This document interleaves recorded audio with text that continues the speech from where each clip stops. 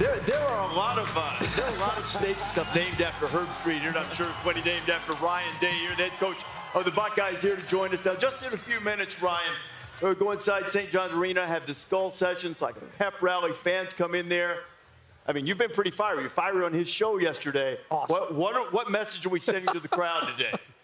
OH! I think the fans are going to be fired up for this one. That's all I can say.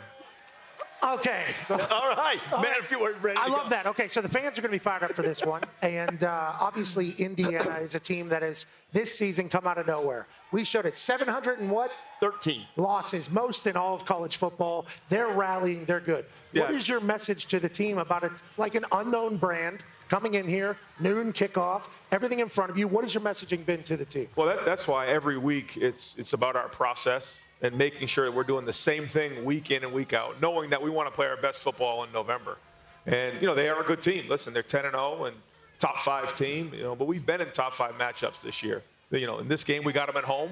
And, I think for our guys, it's going to be important to play with great enthusiasm, great passion, great intensity, but also making sure that we're focused on doing our job, understanding situational football, and making sure that we're finishing the game in the fourth quarter. Hell yeah. After losing Seth McLaughlin this week in practice, what kind of adjustments do you have to make in the offensive line, and how do you think that'll impact your offense? Yeah, it definitely makes an impact. But the good news is, we had Carson Hinsman there at left guard, and he had played 12 games for us at center last year. So being able to make that move was good. And I think Seth really helped Carson this year.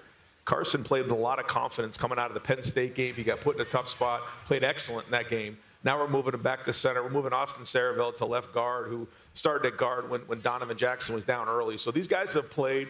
I feel like Donovan's been playing well left tackle. They're playing with great confidence. And the guy that drives the whole thing is Will Howard. We're in the huddle now, and after every play, those guys are looking each other in the eye, breaking the huddle together, and they're playing with confidence. Coach, that's what I was going to ask you about Will Howard. Just what you expected from him, what you're now seeing, and just maybe from an intangible standpoint, what he brings to the table for this team. Well, this game is won with players. Mm-hmm. We can talk and do all these different, they got to go on the field and play. And a big part of that is the leadership that he brings, the maturity, the ability for him to get us into the right play. Mm-hmm. When you have a 22, 23-year-old guy who has as much experience as he has, he can get you into the right play. He can make adjustments in game. And then also just know that there's going to be momentum swings in a game. Get everybody on the same page, get back out in the field, and then have the resilience like he did in the Penn State game, and maybe have something that goes sideways and get back down and get us in the end zone. Yep. Coach, you were on Pat's show yesterday, and you talked about the expectations as the head coach at Ohio State and what they are year in and year out. I don't really give a damn about that. What I want to ask you about is there's a young man who broke the career passing yards record as a sophomore named RJ. Tell us about that moment and what that meant to you, Coach. No, thanks. Yeah, our life is football. Yeah. You don't have a choice. When you're at Ohio State, your life is football. Yeah. And so Nina and the girls, they live it every day. But my son loves football. He loves the Buckeyes. Yeah. And, for him to be able to play the game, play quarterback position. Absolutely. He's with our guys all the time. He's in the meeting room. He just loves the game. So being able to watch him play on Friday nights is special. Congratulations on that record. Yeah, thanks. Yeah, that's awesome. 100%. That's great. Has to feel good as a dad. Now, this new 12-team playoff is obviously the topic of conversation around the entire country. In the South, up here, you get it. Have you talked about it much with your team, about what's all possible and what isn't? Like after the Oregon game, do you chat with them? Everything's still in front of us. After the Penn State game, how much are you talking about the playoff versus also managing what's happening in front of you? Well, the first goal is to win the rivalry game every year, and then you want to win the Big Ten championship, then you want to win the national championship. And that's just how it goes. And in order for us to reach our goals coming off the Oregon loss, the playoffs started then. And it's the same thing here. Like, these guys know if we want to get to Indianapolis, must win. We'd have to win. Got it. There's no way around it. And so we have to own that, and that's it. And then, once that happens, you move on to the next thing. And I think it's easy to take a step back and try to take a picture of, what's going on, with the playoffs and everything. But that doesn't matter. What matters is right now. I think during the bye weeks, you can do that. You can say, okay, here's what we have ahead of us in the next few weeks. But right now, it's all about winning this game so that we can reach our goals. Yeah, I think the big thing that people don't understand sometimes is every game's an important game. Exactly right. And you got to be where your feet are. And your players got to be where your feet are, focusing on exactly what the task is in front of them. Every game's a big game. I mean, people get beat all the time in games that they should not get beat.